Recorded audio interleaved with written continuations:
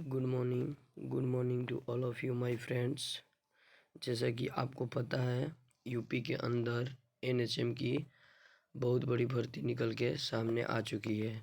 अगर हम बात करें तो टोटल पद 5582 है इसमें। और ये जो है एनएचएम की भर्ती है। किसकी भर्ती है? एनएचएम की भर्ती है, जिसके अंदर आपको सीएचओ का पोस्ट है। और सीएचओ का मतलब होता है कम्युनिटी हेल्थ ऑफिसर। तो हम बात करते हैं इस वीडियो में, हम जानेंगे कि इस भर्ती में खास क्या है, तथा कौन कौन बच्चे फॉर्म भर सकते हैं, इसकी एलिजिबिलिटी क्राइटेरिया क्या रहने वाली है, और संपूर्ण जानकारी हम इस वीडियो में देने वाले हैं कम्युनिटी हेल्थ ऑफिसर के बारे में, यानी सीएचओ के बारे में। तो आइए हम स्टार्ट करते हैं। Let's start. सबसे पहले जानेंगे ये भर्ती जो है यूपी के अंदर आई हुई है। किसके अंदर? ये भर्ती जो है यूपी के अंदर आई हुई है। और इसमें टोटल जो सबसे अच्छी बात आपको ये है कि इसमें आपको बिना एग्ज़ाम में बैठे आपको इसमें जॉब लगने वाली है। बिना एग्ज़ाम के ही जॉब लगने वाली है। उसकी एलिजिबिलिटी क्राइटेरिया हम देखेंगे। इसमें टोटल पोस्ट जो है 5582 पोस्ट है। और ये जो है कम्युनिटी हेल्थ ऑफिसर यानी सीएचओ की ये सीएचओ की ये पोस्ट है। ओके, तो आइए हम अब देखते हैं। ये 25/1 को ही आपका एडवर्टाइजमेंट आ गया था। आपको ऑनलाइन अप्लीकेशन करने की लास्ट डेट जो है, ऑनलाइन अप्लीकेशन करने की जो स्टार्टिंग डेट है 29/1/2024 है। और लास्ट डेट जो है 7/2/2024 है। यानी कहने का मतलब है कि मात्र आपको 8 से 9 दिन का टाइम मिल रहा है आपको ये ऑनलाइन करने के लिए। ओके, तो आगे देखते हैं इसमें और क्या है। आपको 5582 पोस्ट है।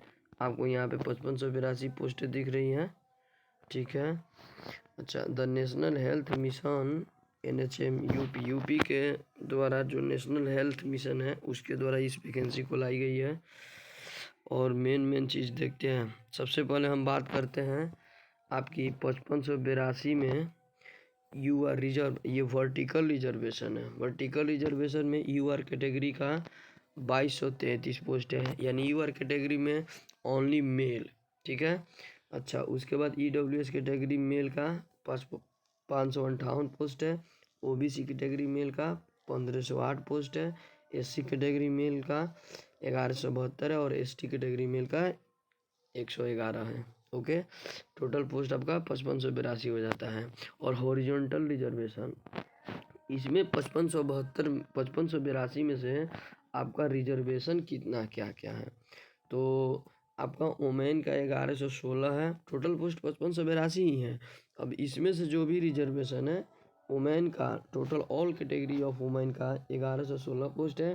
पीडब्ल्यूडी यानी विकलांग का 223 पोस्ट है। एक सर्विसमैन जो जॉब से रिटायर हो चुके हैं उनके लिए 279 पोस्ट है।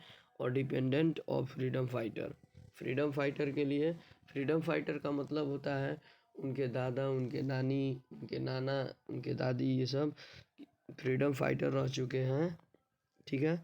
और उनका पोता पोती है या फिर उनका बेटा या कोई भी हो, उनके लिए आपका 111 पोस्ट है। ओके, आई होप कि आपको वीडियो यहाँ तक अच्छे से समझ में आ रही होगी। आगे बढ़ते हैं। उसके बाद क्या है? अच्छा, इस भर्ती को अप्लाई करने के लिए आपको सबसे पहले आपका पर्सनल ईमेल आईडी होना चाहिए और मोबाइल नंबर होना चाहिए। जब तक कि ये भर्ती क्या नहीं हो जाती, आपकी प्रोसेस जब तक ये चलती रहती है तब तक आपको ये दोनों रखना ज़रूरी है, क्योंकि इस पर ही अगर मैसेज वगैरह कुछ भी आएगा तो आपके ईमेल और मोबाइल नंबर की ज़रूरत होगी। ओके, अब देखते हैं आपकी एलिजिबिलिटी क्राइटेरिया क्या होगी। ओके, एलिजिबिलिटी क्राइटेरिया में क्वालिफिकेशन क्या होगा। कह रहा है कैंडिडेट हु हैव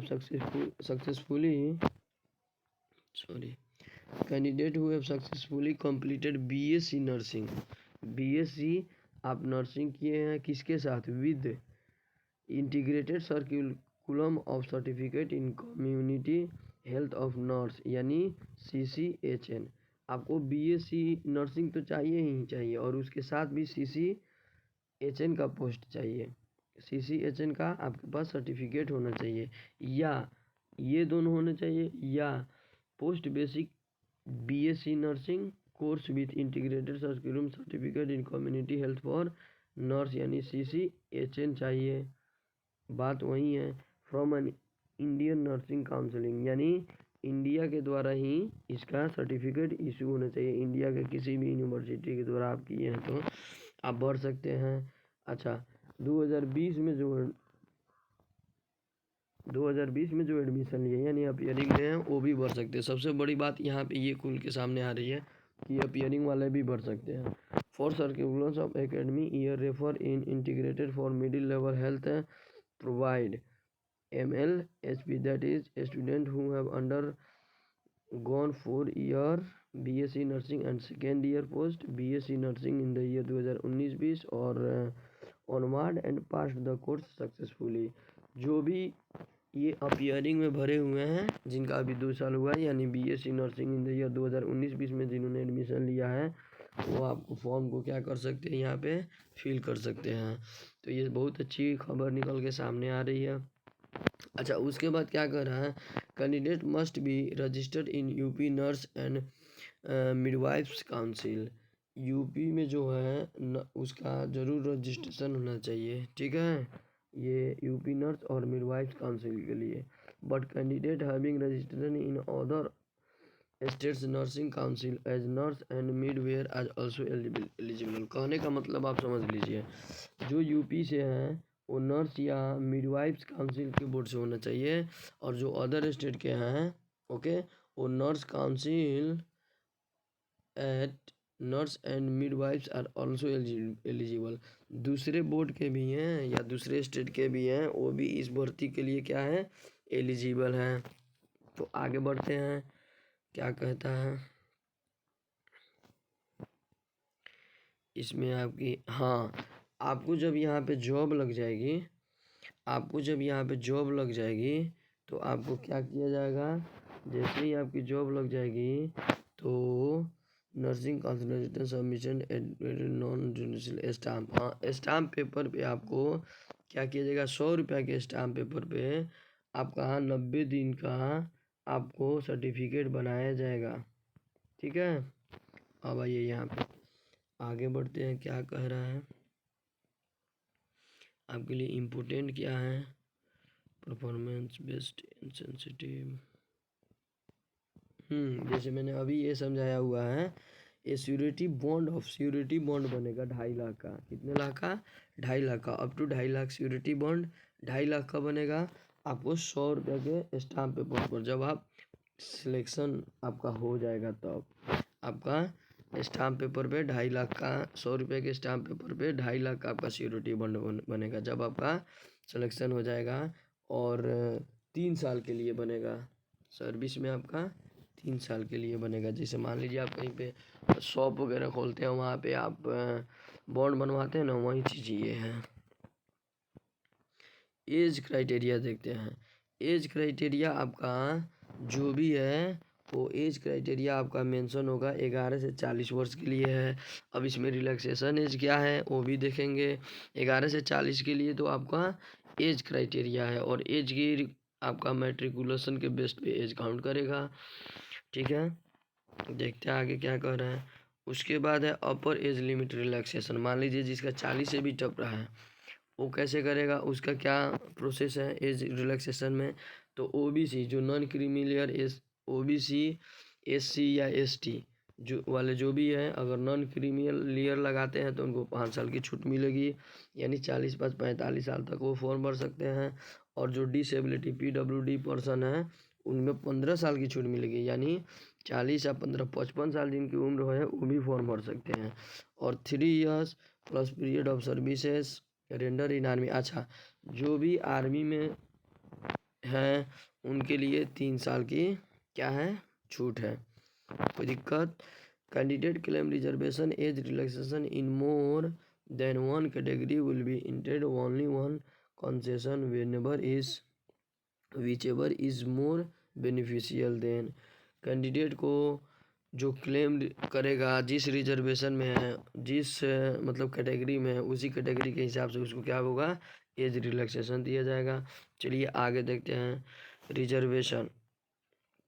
रिजर्वेशन लेने के लिए आपको रिजर्वेशन में आने के लिए आपको SC ST OBC NCL PWD and EWS certificate आपको क्या करना होगा, आपको लगाइएगा, तभी जा कर के आपको रिजर्वेशन मिलेगा। ठीक है, जैसे मान लीजिए कोई कहता मैं EWS में हूँ तो EWS सर्टिफिकेट उसको लगाना पड़ेगा। और आगे बात करेंगे हम EWS OBC SC ST ये सब सर्टिफिकेट जो है उसका फॉर्मेट क्या होना चाहिए, NCL OBC के लिए बनता है उसका फॉर्मेट क्या होना चाहिए यूपी बोर्ड में, नीचे हम बात करेंगे, वैसा ही आपको बनवा लेना है। Okay, any doubt? आगे आते हैं।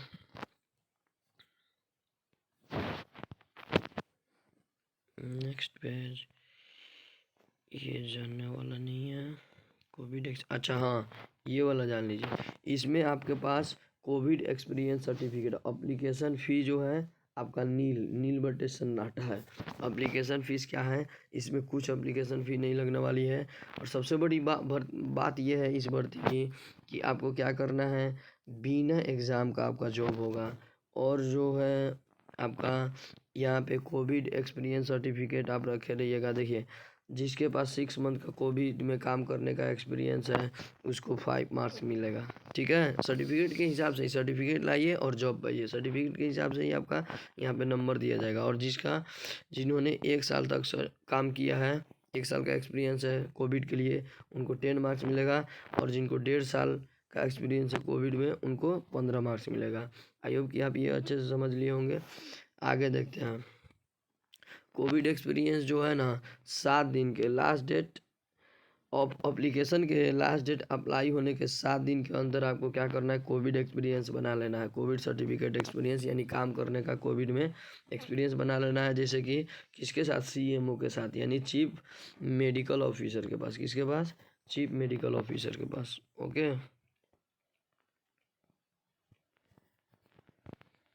नेक्स्ट देखते हैं instruction for filling online application,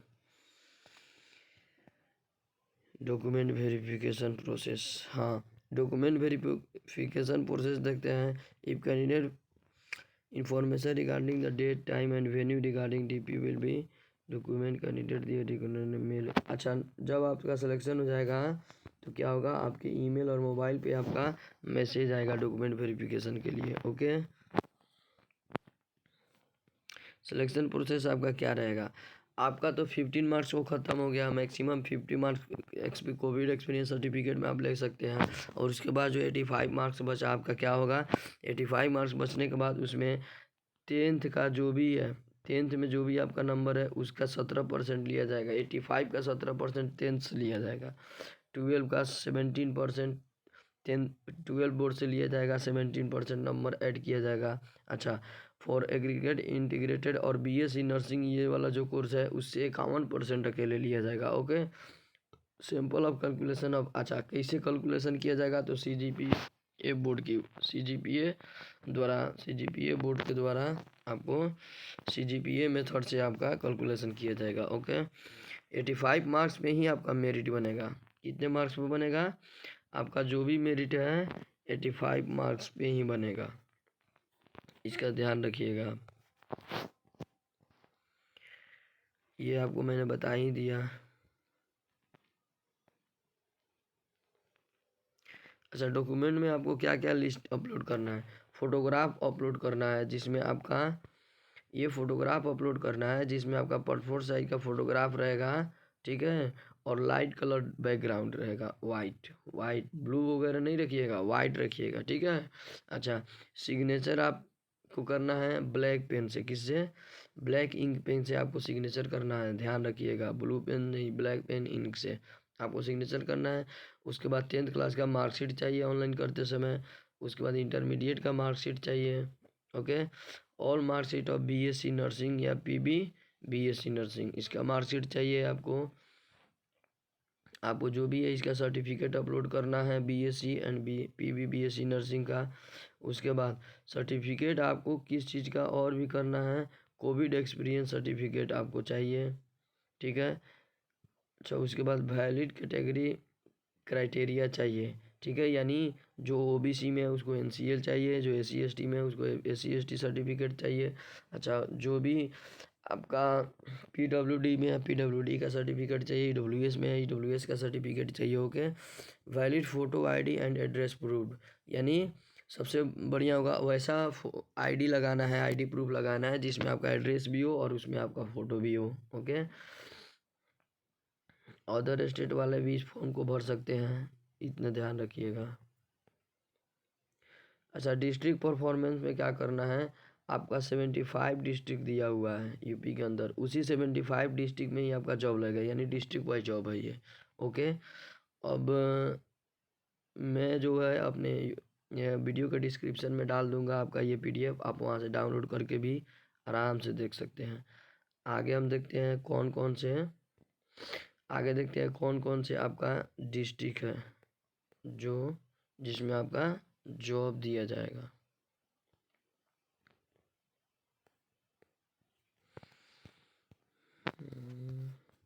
हाँ, जैसे कि आगरा में 68 है, ठीक है। आराम से ऐसे स्क्रॉल कर रहा हूँ, आप अपना देख लीजिएगा आप किस ज़िले में हैं और किस ज़िले में कितनी वैकेंसी है। ज़िला वाइज ये आपका ज़िला वाइज भर्ती है ये यूपी के अंदर, 40 ज़िले यहाँ पे हुए हैं। अच्छा, टोटल आपकी ज़िले कितने ज़िले में, 75 ज़िले में, टोटल 5582 है, 75 ज़िले में आपकी भर्ती है। देख लीजिएगा ये ज़िला, स्क्रॉल करते रहूँ आराम से। आप फॉर्मेट देखिए क्या होगा, CHO NHM of UP college letter head, आपको लेटर भी सर्टिफिकेट बनवाना है, कॉलेज का लेटर हेड ऐसा ही सर्टिफिकेट होगा। उसके बाद देखिए, या कोविड एक्सपीरियंस कैसे रहेगा, अनुभव प्रमाण पत्र ऐसा ही रहेगा, देख लीजिए अनुभव प्रमाण पत्र ऐसा ही रहेगा।